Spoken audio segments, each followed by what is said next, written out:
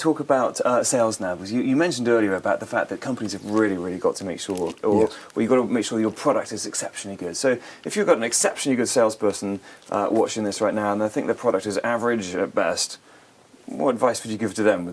Should they just leave and go and find a company where the product is good, or should they scream at management that they need to incrementally improve their product, do you think? Well, they should probably have their managers look at the first part of this interview. Yeah. The second part is, if you're in sales, as I was for many years, you don't really have a choice over the product. You have to assume that your company has produced a good product or service, and they have priced it well in a competitive market. So your job is to sell more of it. And this brings us to the great breakthrough of the 21st century, is that all sales in the 21st century are relationship sales.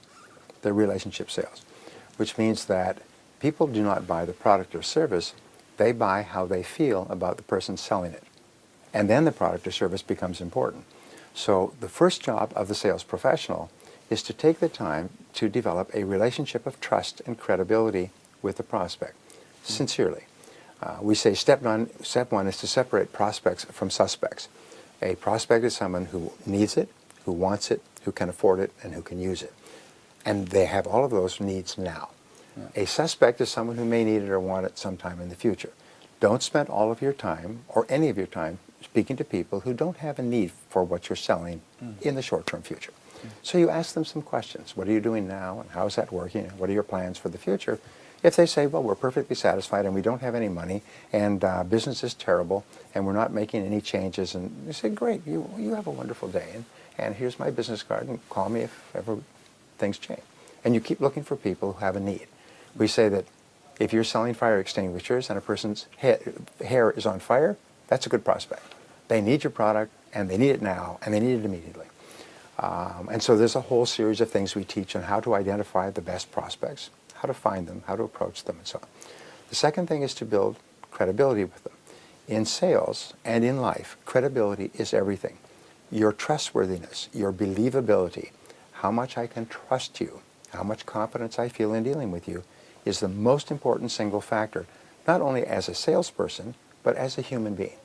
And so you will find that your very best relationships in life are people with whom you have this perfect trust relationship. Your spouse, your best friends, your best customers.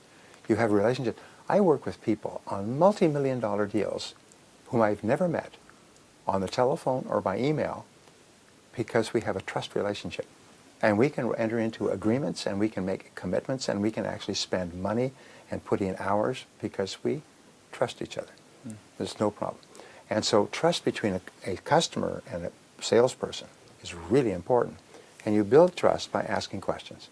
Not by talking about your company or your service, by asking really good questions and listening closely to the answers and working to understand your customer. One of the things I say is position yourself as a doctor of selling.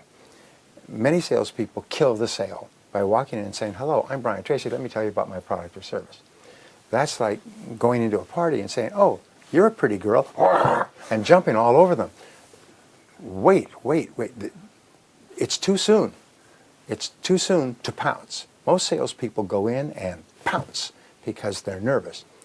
Instead, what you do is you go slow. And what you say is I'd like to ask you a couple of questions and see if we can't help you achieve your goals in a cost-effective way. Would that be all right?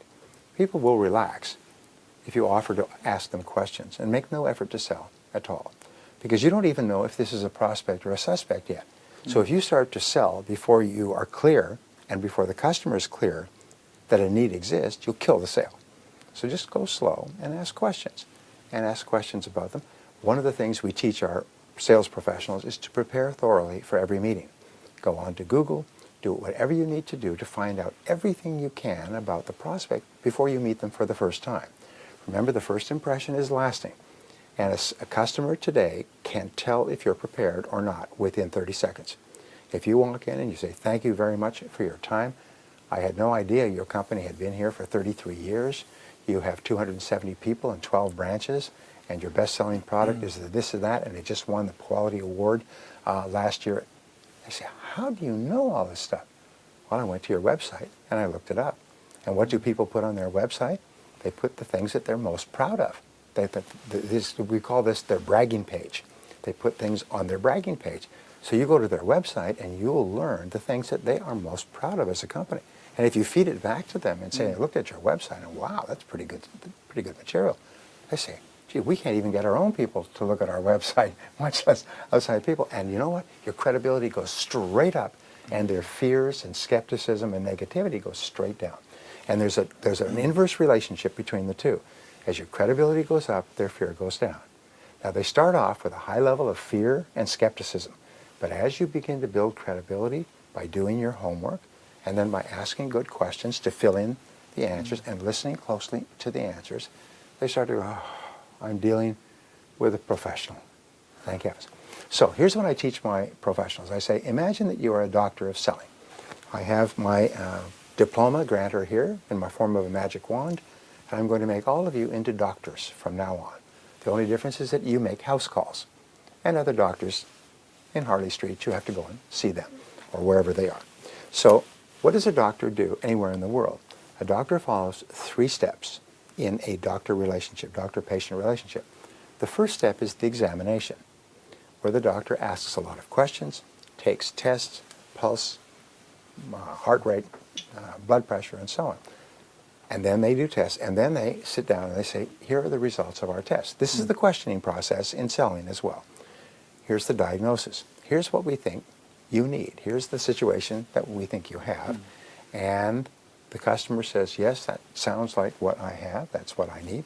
The waiter says, this is what I would recommend for you based on what you want to eat. And you say, yeah, that sounds good. Then the prescription is, now here is what I suggest. And this is where you offer your product or service or close the sale. So it's always examination, diagnosis agreed upon, and prescription. What most salespeople do is they commit what we call sales malpractice, is they walk in and they go straight to prescription. And they start talking about what the product or service will do and how long their company's been in business and how long they... The customer doesn't care about that. The customer only cares is, how will your product or service transform my life or work in some way? How will it change me? How will it help me or benefit me? And I don't even want to know that until I get to know you, and so I trust you, and you get to know me so that your recommendation has some value. Imagine if you went into a restaurant with many dishes and you say, what would you recommend? And they say, this and this. Well, don't you want to know what I like or what I want? Or, no, I don't know, everybody likes this. Well, that's how most salespeople sell. They just walk in, they assume that whatever somebody else bought, this person wants as well. So they start talking about the product. And that's the same as pouncing on a girl at a social gathering when you meet her for the first time. So don't do the pounce, just stop. And be prepared to go back a second time. Take notes carefully in a sales presentation and say, may I think about what you have said for a couple of days and come back to you with some ideas on how we might be able to help you. What is the customer going to say? The customer is going to say, absolutely. What if a doctor does a complete examination, says, look, I'd like to get all of these results together and then see you again in about a week. Would that be all right? Of course. You start to shift your whole schedule. You are looking forward eagerly to hearing what the doctor has found out and what his recommendations or her recommendations would be. And this is the beginning of the relationship-based selling process. And people who sell like this earn 10 times as much as people who sell the other way.